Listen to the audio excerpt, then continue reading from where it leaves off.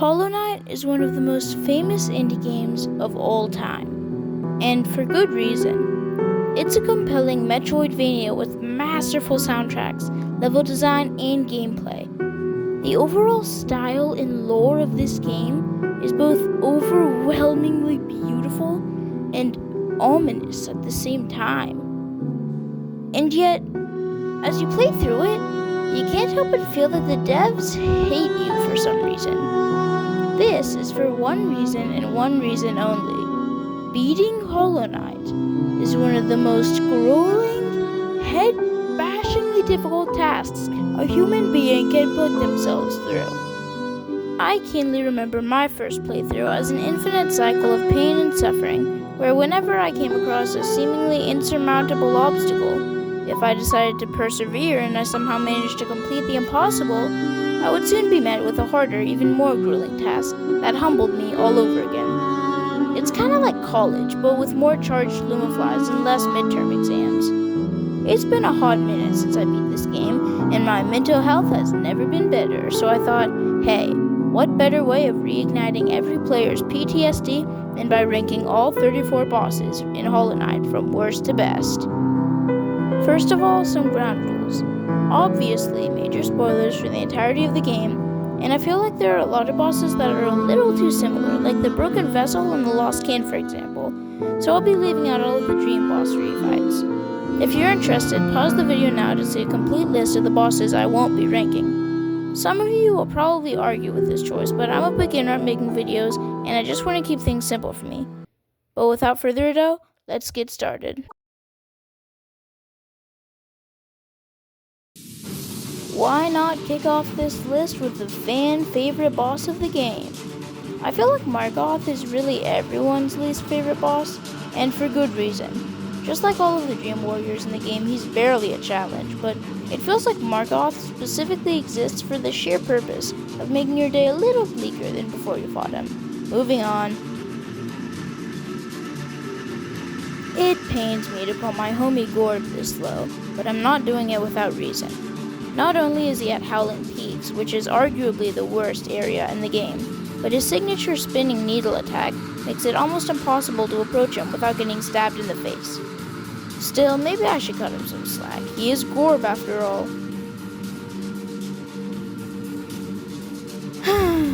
One Obble is killed, the other Obble begins shooting its intestines all over the killer. It's the classic love story passed down throughout time. All jokes aside, of course, how are the Obble even considered a boss? I ranked them so low for the same reason Gorb was ranked so low. It's so hard to get close to them without getting splattered with their guts. Kids these days, all self-defense this and self-defense that. Just let me hit you. Wait, no, that's not what I meant. Zero is the first Dream Warrior most people fight, and boy is he a pain in the butt. When I first met him, he scared me off with all that talk about dooming myself, but it took me a while to realize how mind-numbingly easy he really is.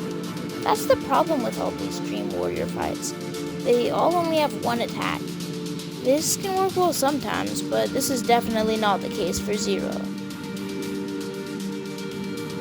I am a dedicated hater when it comes to the Brooding Moloch. Want to get close and slice it with your nail? Too bad. You can't get anywhere close to this guy, because it feels like it has 17 Mark of Pride charms equipped. So forget about quickly jumping in and out of range. It won't work. Want to step back and heal? Too bad, because it's going to spit boiling apple cider all over you. And I'm the kind of player who hates nothing more than taking damage when they're trying to heal. Seriously, how are you supposed to dodge that? This boss does get much easier with his Shade Cloak ability, but before that, yeah, it's safe to say that I did not have a fun time with this one. My fight with Flukemarm was incredibly underwhelming. I'm not sure if most people fought her early on, but it was one of the last things I did to 100% the game. Yes, I 100%'d Hollow Knight because I 100% hate myself. I don't know how anyone else is talking about how easy Flukemarm is. I'd even go as far to say she's the easiest boss in the game. You just nail pogo her for like 15 seconds and she's dead. It's not that hard, guys. Remember how I said earlier that Team Cherry hates us? Well, they do, and this fight confirms it. This and the White Palace. The White Palace. I hardly sleep anymore, and when I do, I only have nightmares. No Eyes is pure nightmare fuel because, you guessed it, she has no eyes. Get it? Because her name is No Eyes and she has... never mind, I don't think that's supposed to be a joke. She doesn't even attack you, she just floats there ominously while her babies go all rabid on you, bobbing up and down. Okay guys, so what is actually up with Marmu? Is he like a furry? Because he looks like he's wearing a giant furry outfit. Or like pajamas or something, I don't know. Nobody else think that's weird? Okay. And I know there's a strat to beating him, but when I fight him, I get my booty whooped like when my dad gets out of the belt. The noises he makes are kind of cute though. Alright, so here's the part on this list where the bosses get a lot more bearable. We are officially out of the woods, and from now on, we're going to be looking at bosses that have either no issues or very little. You heard it here first, the Dream Warrior Infested Hell is officially behind us. Now, the Vengefly King is an interesting one, because the first time we fight him is when we meet Zote, who, as everyone knows, is by far the best and nicest NPC in the game. Stop the cap! As far as the boss fight itself, it does get a little annoying because he spends the majority of the fight off stage where you can't hit him easily, but he isn't nearly as annoying as some of the earlier bosses on this list. Mark off. Coming in at number 25 is Galean. Or is it Galean? Galean. I don't know if it's pronounced Galean as in Goliath, or Galean as in illegal alien. Illegal aliens. Anyway, I think this fight is okay for a Dream Warrior. His big buzzsaw/crab attacks aren't that bad, and they're avoidable, but if he had just a little more health, he would have been placed higher on this list. He's still too easy. The Crystal Guardian is the first boss on this list that I honestly don't have any big problems with. Sure, he is a little easy, but I think his difficulty is perfect for when you fight him in the game. I like the attack where he calls down the lasers from the ceiling, and his battle cry is very majestic. And you're gonna hear me roar. The Collector is the physical embodiment of every elementary schooler and gremlin in America. He's genuinely the goofiest and most well-behaved sleep paralysis demon I could ever ask for. So why am I ranking him so low? Because he's so frustrating to fight. The idea of this boss fight is great on paper, but when put into practice, it turns out that fighting the average Australian that hops around and drops mosquitoes on your head isn't nearly as fun as it sounds. I adore the Collector as an NPC, but if his boss fight was just a little less annoying, his ranking would have skyrocketed. But he's staying here in timeout near the bottom of the list until he learns to behave.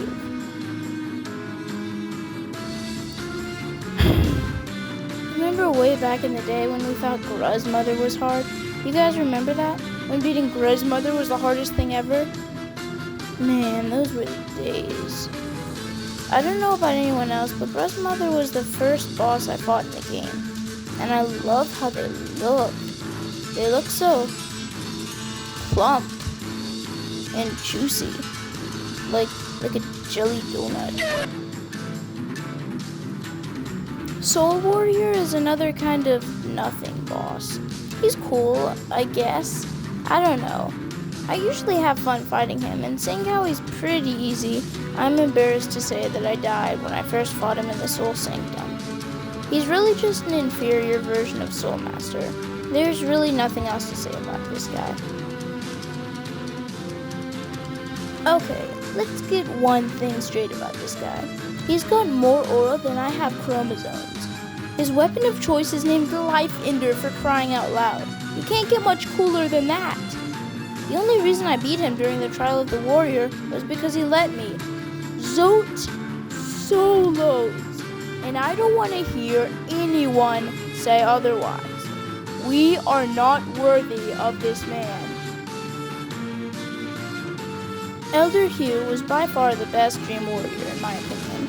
Unlike the others, his fight isn't annoying at all, and I find his attacks to be quite creative. I had some fun fighting him. Of course, he is still a little bit too easy, especially after you get the Shade Cloak, so that's one problem. Not sure what else to say about him. I have to be honest, I've never used nail arts in a battle before, like, ever. But fighting Oreo and Tomato really just hit different. The boss fight itself isn't that spectacular, but it's still neat to see these guys make amends and team up in a combined effort to destroy me. Except, wait, when I say it like that, I guess it doesn't sound too neat. Also, does anyone else bow to the bosses when they bow to you? Because when I play video games, I am an enormous role player. Please don't make fun of me. I find this to be a really creative boss. I like the element of the fight where every different color of paint is a different attack. Almost like he's killing you by painting you. Whoa. I also like the element of Shio wanting to be an artist instead of a warrior like his brothers, and then ending up as a warrior anyway. So kids, I guess the moral of the story is don't follow your dreams, because they will get you nowhere and you will always fail. The trial of the Fool was hard enough for everyone without God Tamer at the very end, especially that long wall jumping part after the Brooding Moloch where you couldn't heal. I died to that part many times. But I was lucky enough to beat God Tamer on my first try. To all of the poor souls who didn't, I will never understand the pain you went through. I kind of wish we could all have heard more lore about this boss because I always found it a little mysterious. And why does it seem so familiar? Speaking of the run back on this boss, is there anyone out there who didn't know about that breakable wall on the way back? Because going through those winding caverns with what feels like 50 Molochs every attempt sounds painful. But I for one really enjoyed the broken missile fight. That part at the end where he slowly looks up at you before collapsing, that hit me hard. I'm not crying. My eyes are just experiencing humidity, that's all. But here it looks like he's vibing to some killer music. Also, why does the statue in the Hall of Gods look like Megamind? Sly is another one of my favorite NPCs in the game, but seeing him in Godhome was not on my 2026 bingo card list. This guy fought like a monster, and he had me on the run for the majority of the fight. I really loved the reveal that he was the master who taught the three Nail Sage brothers. I'm putting him higher than them for two reasons. Number one, he's a short king, like me. And number two, he looks so goofy swinging that thing around. I had a lot of trouble with the Trader Lord, even with Cloth's help. You've got to admit that he's a really tough boss, but my favorite bosses are the ones that you can get a good rhythm with. Trader Lord is one of these. The Shadow Dash charm especially helped this boss fight become really fluid for me. I loved watching Cloth's character development throughout the game, but I never expected her to sacrifice herself. That was the craziest ending, and I think it was very clever. Oh yeah, spoiler! I know that a lot of people hate Squidward here as a boss, but I had to find enough time with him. Throughout the entire game, I was sort of stressing about how I might be the bad guy in the lore until I killed Monomon the teacher. And I've got to say, there are a lot of great NPCs in the game. Zote, Sly, Cloth, Hornet, Cornifer. But my favorite NPC in the game is and always will be Quirrell. He totally took me off guard when he started completely soloing Mr. Jellyfish. I also like that during the fight at Godhome, you had to find a new way to damage him without Quirrell doing his thing. False Knight is the ultimate Giga Chad turned short king. I love almost everything about this boss. The gameplay, the music, the lore, the feeling of existential dread I feel when I hear this guy yap about how strength can't save you because nothing can save you from the sickly sweet fate of death. Sorry, I got carried away for a second. But these guys also look pretty juicy. I kind of just want to spread them on toast or something. Is that weird? Well, boys, we did it. We're finally at the top 10. We made it through some very dark places. I'm looking at you, Markov. But the following 10 bosses are, in my opinion, the pinnacle of game design and human engineering. Okay, that might be a little bit of an exaggeration, but not by much, because the truth is that Hollow Knight is an amazing game. Okay. This might seem like a weird choice, but just hear me out.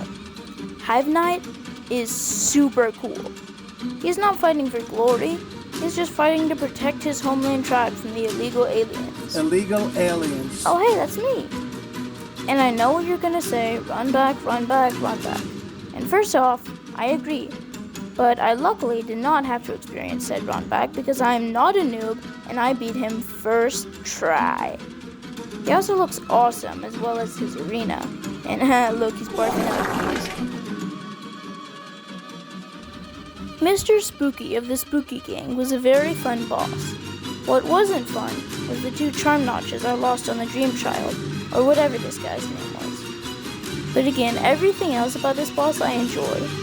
The music is fire, his moveset is fire, the visuals are fire. I think he's impossibly cool, and he's another one of those bosses that get really fluid once you memorize their attack pattern. Cause if you're gonna aura farm on a child, why not do it in front of a crowd? I get that a lot of people hate Deep Nest because arachnids are so spooky scary and it's darker than Drake's closet, but Deep Nest never really bothered me until I ran into this handsome boy. I stumbled upon Nosk's lair completely by accident when I was looking for grubs, and I honestly have no clue how it even happened. What I do know is that this guy made my pants turn brown. Like, what do you do in this situation? Stop, drop, and roll? Stay calm and tell a trusted adult? I ran into Soul Master very early during my playthrough, and he's the first boss I really struggled with. I spent an entire day fighting this guy, which I know sounds pathetic compared to the week with the Nightmare King, but it was a lot to me at the time, okay? From what I can understand about this guy, he was a wizard in charge of storing all the kingdom's soul, but the infection drove him crazy and he wanted all the soul for himself. The run back is savage, and he can be a little frustrating, but I feel as if I have a personal connection with this guy, so I'm putting him at number 7. You remember earlier in the video when I talked about how much aura Zod has? Well, he can't hold a candle to Danny DeVito. I mean Dung Defender. This guy has more aura than 50 Zods combined. He's a giant dung beetle named Dung Defender.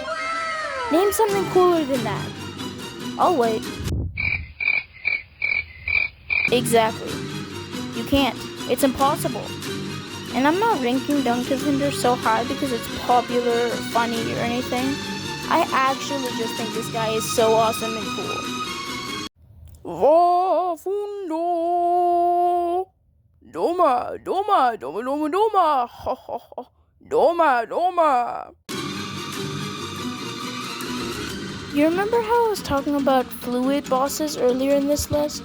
The ones you can get a really good rhythm with as you memorize their attack patterns? Well, the Mantis Lords are the best example of this. They only have 3 attacks, which probably sounds a little boring, but it's perfect because the fight is 100% muscle memory. It feels so good. The run back is annoying but over-exaggerated.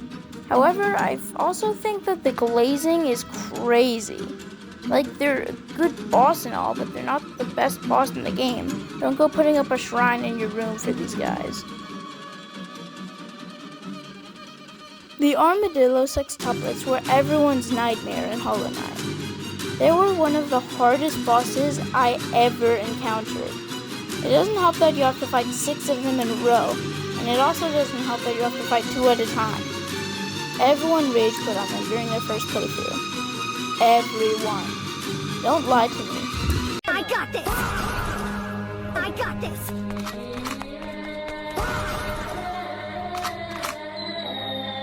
I got this! But no matter how much I hated these boys during my time fighting them in the Watcher Tower, I can't deny how much of a good boss they actually are. Remember how I mentioned the personal connection I have with Soulmaster? These guys are that but magnified. The Watcher Knights will forever hold a special place in my heart, and my nightmares. First of all, before any of you ask, no, I do not affiliate myself with any of the Hornet Goons in any way whatsoever. Second, while I am not a Hornet Goon, I do think that she is the coolest. I love her as an NPC, a boss, and a guide in the game. If she was an automobile, I'd probably love her too. Fighting her in Green Path for the first time just hit different. I also like Hornet's character development throughout the game. When she first meets the Knight, she tries to stop him, thinking he doesn't know what he's doing and it will just make the infection stronger. Eventually, though, she realizes how powerful the Knight really is, and she decides to help him on his quest to become the new Hollow Knight and maybe even destroy the infection once and for all. Hornet is another reason why I'm so excited to play with Silksong. But hearing the horror stories about the game's sheer difficulty, I am also kind of scared. What, are we gonna fight the sun? The Radiance, the final boss of the game. Lots of lore to unpack on this one. But don't you all think it's weird that in this game you play as a shadow demon and the final boss is the goddess of light? That makes it sound like I'm the bad guy. Like I just got here, bro. Anyway, about the boss. The music is good, but somewhat mid, especially compared to the number 1 spot, and the gameplay is okay. I remember that when I fought the Radiance, I was grinding it out for days and barely made it past the first phase.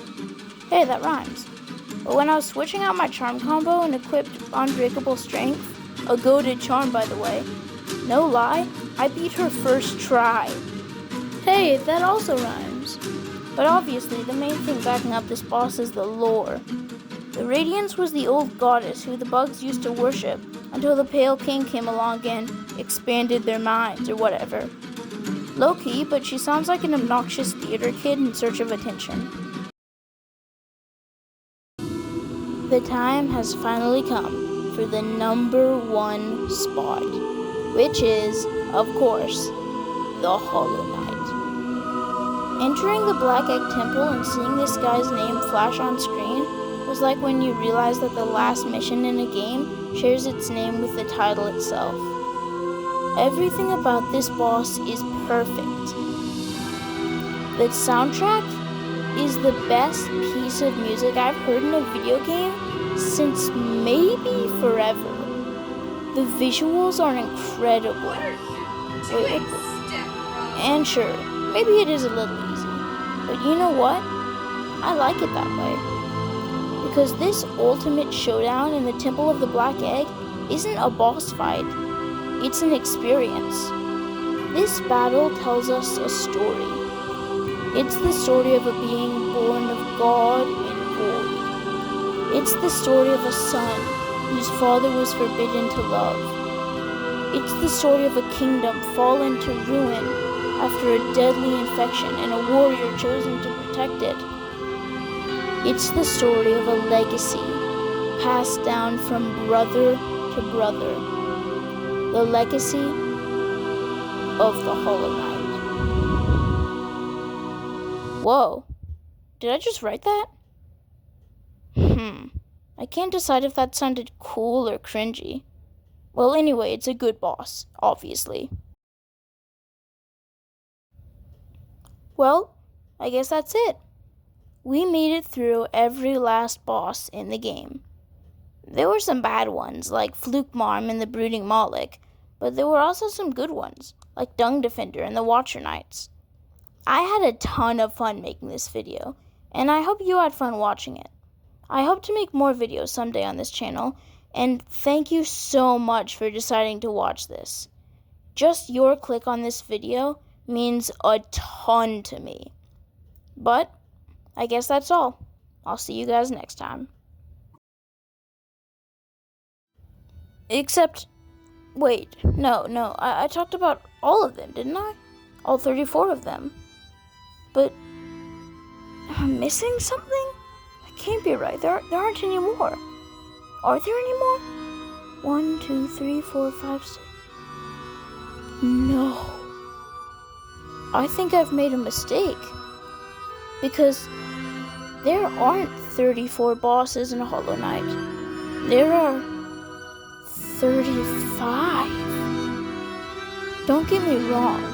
All of these fights are amazing. But there can only be one winner. There can only be one boss battle that rises up above all the others. There is only one favorite. And it's not the Hollow Knight. Oh no. This boss is a legend among legends.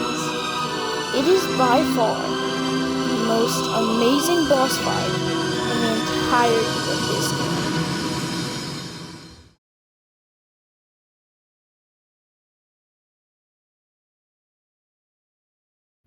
It's the Massive Moss Charger. Oh yeah, you heard it here first, folks. The Massive Moss Charger is the best boss battle in Hollow Knight.